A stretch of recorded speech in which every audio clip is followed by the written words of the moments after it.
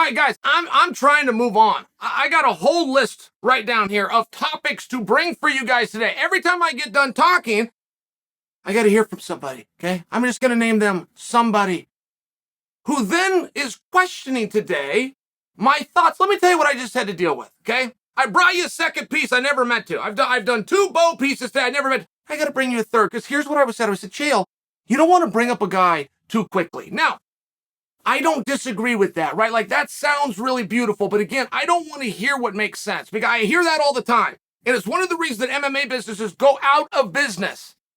There is no textbook you can go read a book on. There's no university in the world where you can major in this. The textbook answers don't work, and they never have. But if you have an example, historically speaking, you got all the way back to 1993 to give it to me. If you have an example where somebody got rushed, I will listen. But please don't tell me that a guy was given an opportunity, turned out he wasn't good enough to deal with it, and therefore that's what ruined him.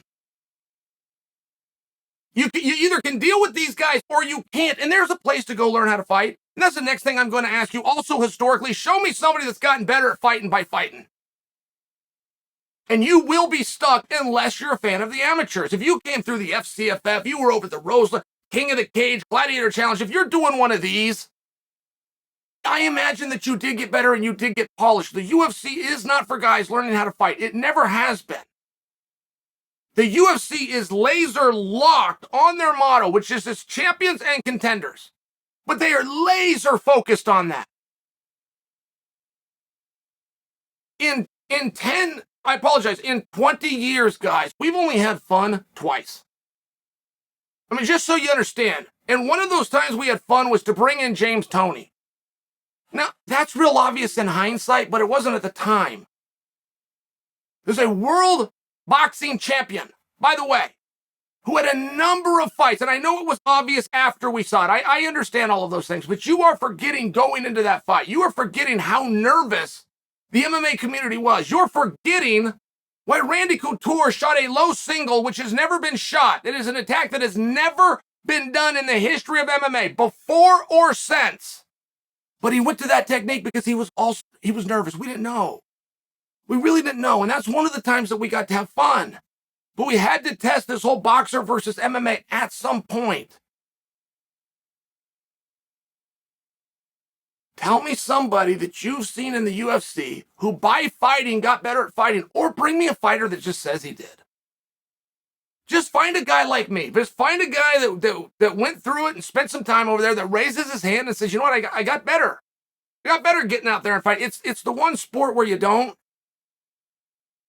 You got a kid that's played 3 soccer games or been to 3 practices, and you get another kid that's been to 300 practices. We don't have to wonder. We know for sure who's better at soccer. For sure. You carry that over to basketball and baseball. Those are really true things. And it's true in MMA to an extent. To an extent. And then you get to something called the Ultimate Fighting Championship. And then you get to something called the main card. Well, it's murderer's row. This is iron on top of iron.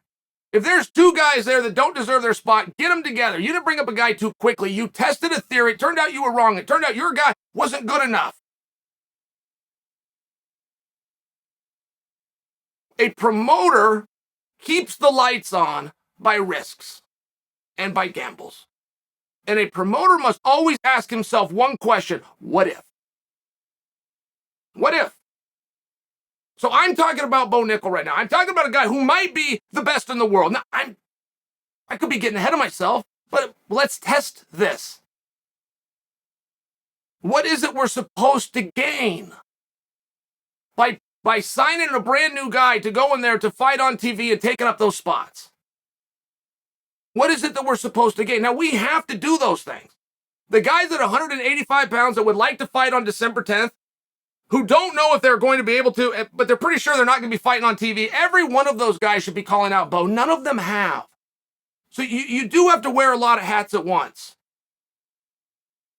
It is one of these really tricky spots where you can't just go make it happen unilaterally.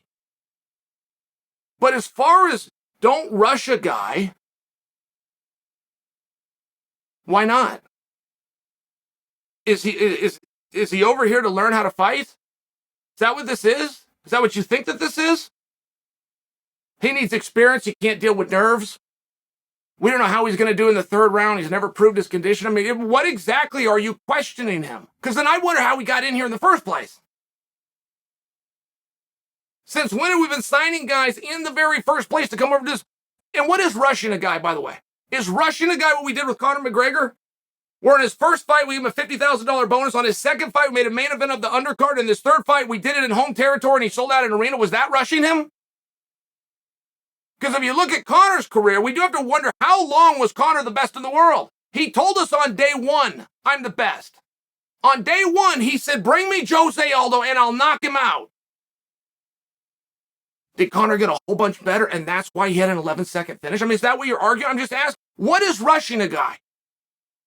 Is rushing a guy on his third fight, talking about him fighting for a title, on his fourth fight, putting him with the number 6 guy in a co-main event, and on his fifth fight ever, putting him in the headlining spot at Madison Square Garden against Israel Adesanya? Is that, because that is pretty damn fast.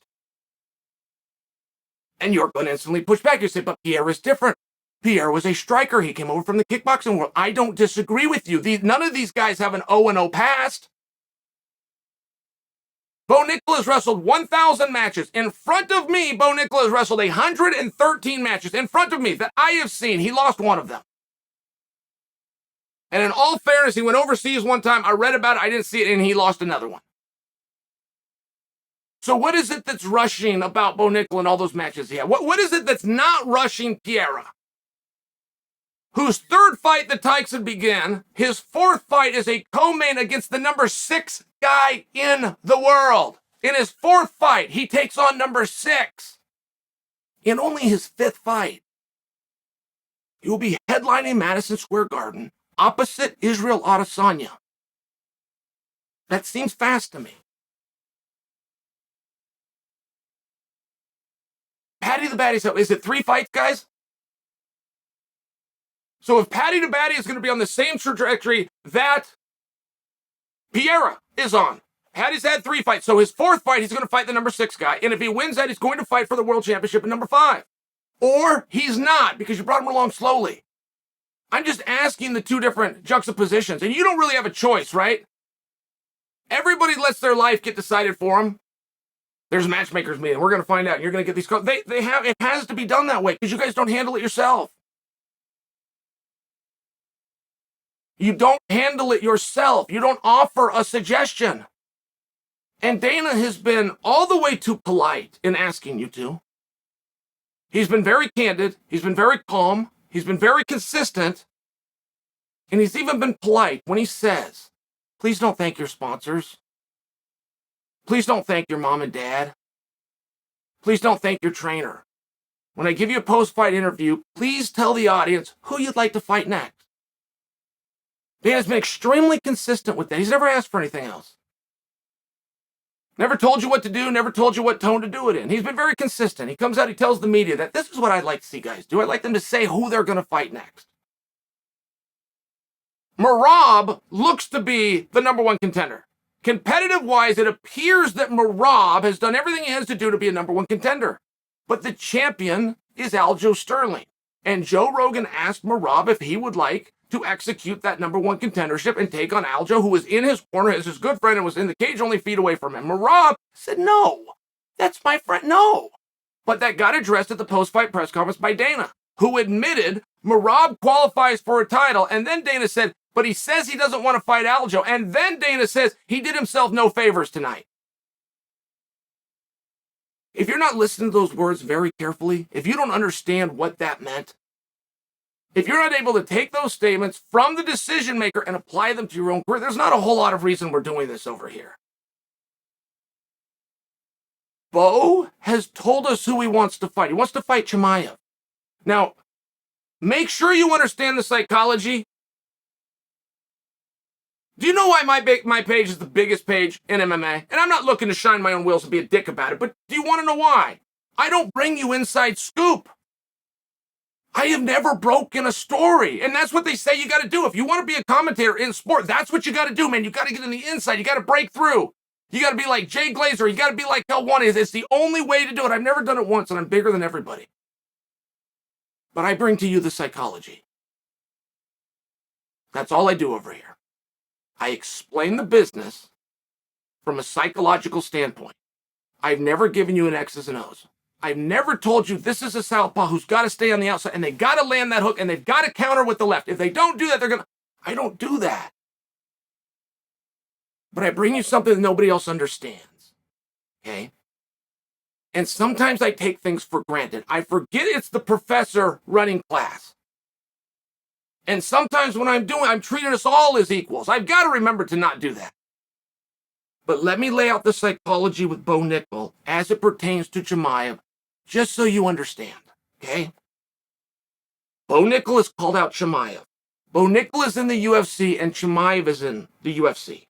Chimaev has not chosen the weight class he's going to go, and if he chooses 170, he's off the hook from Bo before we ever get started.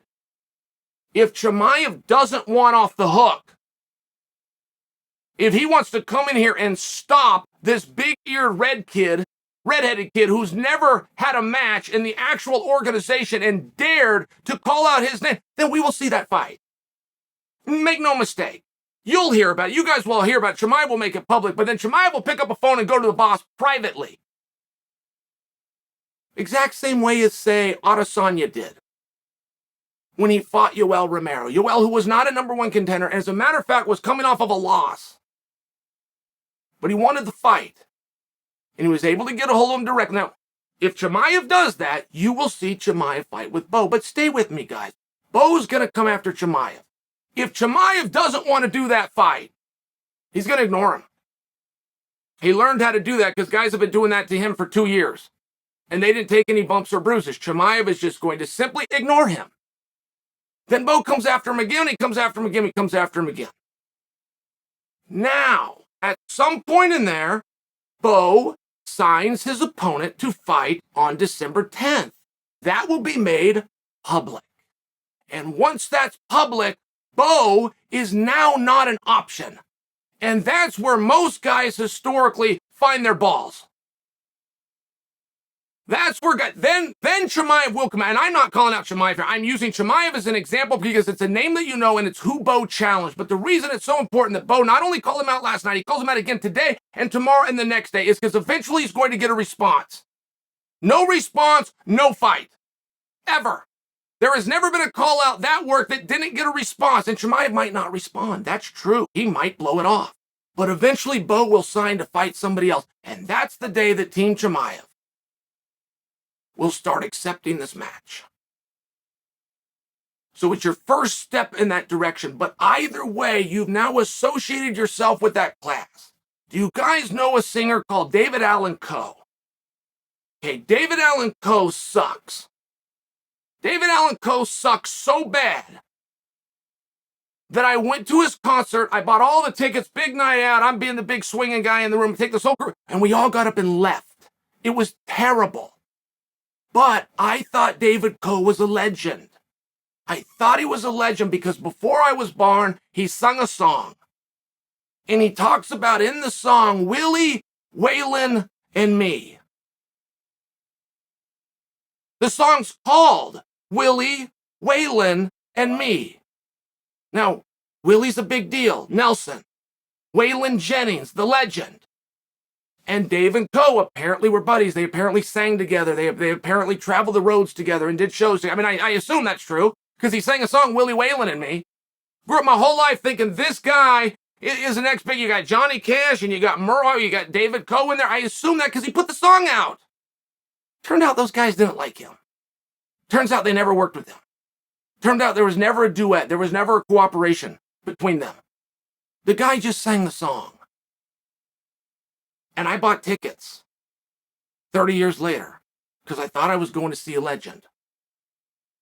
Point being, if you can ever associate yourself with another name, do it.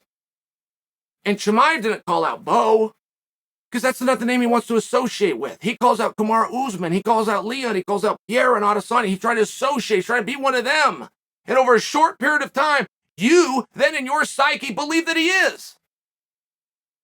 You might be right. You might not be right. But you in your psyche do believe, yeah, sure. Chimaev with Kamaru, Chimaev with Pierre, Adesanya. Yeah, sure. Bo can do the same thing. Bo's already started. call out Chimaev. If he doesn't get it, call him out again. If he doesn't get it and they make a fight with somebody else, make sure you keep calling out Chimaev, because now you will get a response. And if it's really a fight that Chimaev wants, if he does, I'm by no means challenging Chimaev. I don't even know that he's in the weight class. I'm using as an example. But if Chimaev wants it, he'll do what Adesanya did. And he'll go behind the scenes and he'll make sure he gets it.